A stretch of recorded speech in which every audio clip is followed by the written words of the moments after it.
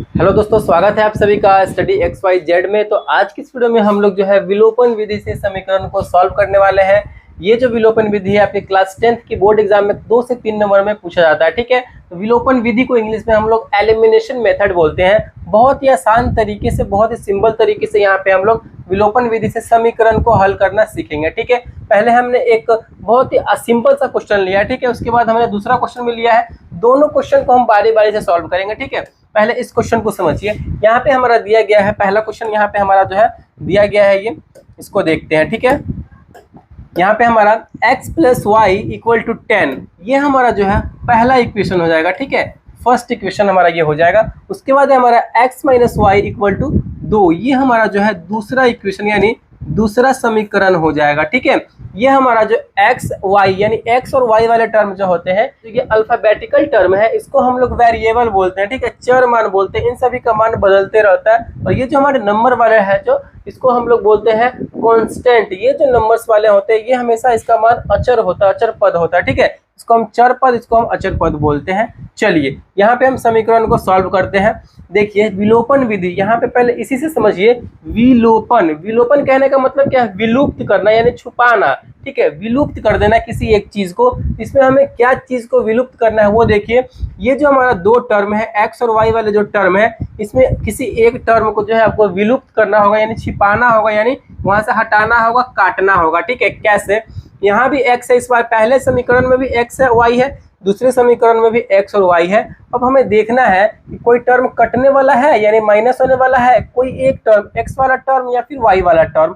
यहाँ पे देखिए, अगर हम x वाले टर्म को काटते हैं तो हमें देखिए ऊपर में प्लस है, ऊपर में भी प्लस है। अगर हम माइनस करते हैं दोनों समीकरण को तो क्या हो जाएगा? ये ऊपर में प्लस है, नीचे में प्लस है, तो माइनस करेंगे तो प्लस और माइनस यहाँ पे कैंसिल हो जाएगा, यानी एक टर्म हमारा ये कट जाएगा। तो यहाँ पे हम क्या यही देखेंगे हम। ठीक है, तो यहाँ पे हम क्या करेंगे? समीकरण 1 और 2 को माइनस करेंगे। तो यहाँ पे हम सॉल्यूशन कर रहे हैं, यहाँ पे हम बना रहे हैं। तो हमें सॉल्यूशन में क्या लिखना होगा? जैसे जैसे हम लिख रहे हैं ना, उसी तरीके से आपको बोर्ड एग्जाम में भी लिखना है। तो यहाँ पे हम लिखेंगे समीकरण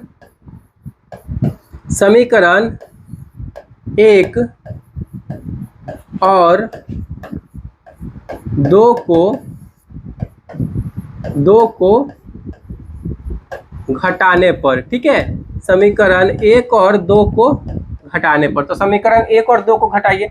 समीकरण हमारा 1 है x + y = 10 है। ठीक है, उसके बाद x - y = 2, x - y = 2 है। इसी समीकरण को हम घटा रहे हैं। देखिए यहाँ पे ध्यान रखना, क्या हमें घटाना है तो घटा रहे हैं। नीचे वाला चिन्ह जो रहेगा उसी को हमें लेके चलना है। नीचे वाला चिन्ह, इसमें देखिए कुछ भी नहीं, इसका मतलब प्लस है, और हम माइनस कर रहे हैं तो प्लस माइनस मिलकर हो जाएगा हमारा ये माइनस। ये चीज को ध्यान रखना है, ये चीज काफी ज्यादा इंपॉर्टेंट है। और इसी में अक्सर बच्चे जो कंफ्यूज हो जाते हैं। यहाँ पे देखिए घटा रहे हैं, नीचे वाला चिन्ह हमारा क्या है? माइनस, और माइनस कर रहे हैं। माइनस और माइनस मिलकर क्या हो जाएगा? तो प्लस हो जाएगा यहाँ पे। तो हमारा ये y अब माइनस में नहीं रहा, ये प्लस में हो गया। ठीक है, चलिए हम घटा रहे हैं, नीचे वाला चिन्ह यहाँ पे कुछ भी नहीं, इसका मतलब ये प्लस में है, और हम माइनस कर रहे हैं तो प्लस माइनस मिलकर हो जाएगा हमारा माइनस। अब इसको हम माइनस घटाएंगे, यानी एक प्लस में हो गया, एक माइनस में हो गया, दोनों सेम है तो ये कट जाएगा। यही हमारा इसको काटना होता है, विलुप्त करना होता है। कहने का मतलब हमने x वाले टर्म को विलुप्त कर दिया। अब हमारा क्या बचा?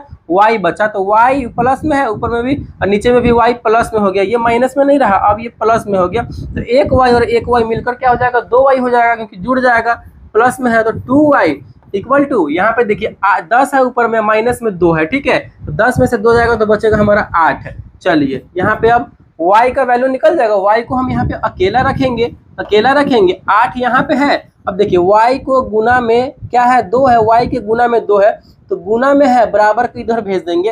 अकेला रखेंगे y को, तभी ना y का मान निकलेगा। तो 2 गुना में है, बराबर को उधर जाएगा तो भाग में हो जाएगा। ठीक है, अगर इधर गुना में रहे, बराबर को उधर जाएगा तो भाग में हो जाएगा। अगर इधर भाग में रहे, बराबर को उधर जाएगा तो गुना में हो जाएगा। ये ध्यान रखना है। अब इसको काट दीजिए, 8/2, 2 चौके 8, यानी फाइनली जो है हमारा कितना निकल के आया? 4 निकल के आया y का मान। y का मान जब 4 निकल के आ गया तो सिंपल किसी एक समीकरण में, समीकरण 1 में या फिर समीकरण 2 में, किसी में भी आप y का मान रख देंगे ना, तो हमारा जो है x का मान भी निकल जाएगा। तो यहाँ पे हम क्या लिखेंगे? यहाँ पे हम लिखेंगे समीकरण 1 में रखिए, चाहे 2 में, किसी में भी रखिए। ठीक है, तो यहाँ पे हम समीकरण 1 में ही रखते हैं। समीकरण 1 में y का मान रखने पर, ठीक है, समीकरण 1 में y का मान रखने पर। समीकरण 1 हमारा क्या है, x plus y equal to 10, x plus y equal to 10 है। चलिए मान रखिए x प्लस वाई, y के जगह पे यही ना y का मान रखेंगे 4, तो यहाँ पे 4 इक्वल टू 10, ठीक है। चलिए x का मान निकालने के लिए x को इधर ही रखेंगे, जो नंबर वाला है नंबर वाले के साथ इसको भेज देंगे उधर, ठीक है। तो यहाँ पे x इधर हो गया, ये 4 को उधर भेज देंगे, 10 तो अपनी जगह पे है, 4 प्लस में है, बराबर के उधर जा रहा है तो बराबर के उधर जाएगा, प्लस में है तो माइनस में हो जाएगा, माइनस में 4, प्लस में रहे ना तो बराबर के उधर जाएगा तो माइनस में, अगर माइनस में रहे बराबर के उधर जाएगा तो प्लस में हो जाएगा, चिन्ह चेंज हो जाता है बराबर के उधर जाने पर, ठीक है। चलिए यहाँ पे x का मान क्या निकल के आएगा, 10 में से 4 जाएगा तो बचेगा हमारा 6, यानी फाइनली जो है हमारा x का मान निकल के आया 6 और y का मान निकल के आया यहाँ पे हमारा 4। तो ये हमारा जो है समीकरण का यहाँ पे विलोपन विधि से जो समीकरण दिया गया था हमारा, मैंने उसको सॉल्व करके x और y का मान निकाल लिया। यही हमें करना होता है, इसी तरीके से हमें विलोपन विधि से समीकरण को सॉल्व करना होता है, ठीक है। आई होप आपको बहुत ही अच्छे तरीके से ये आपको समझ में आया होगा। तो चलिए दूसरा यहाँ पे सवाल क्या है, दूसरा क्वेश्चन हमने क्या लिया है, 2x plus y equal to 5, 3x minus 2y equal to 4।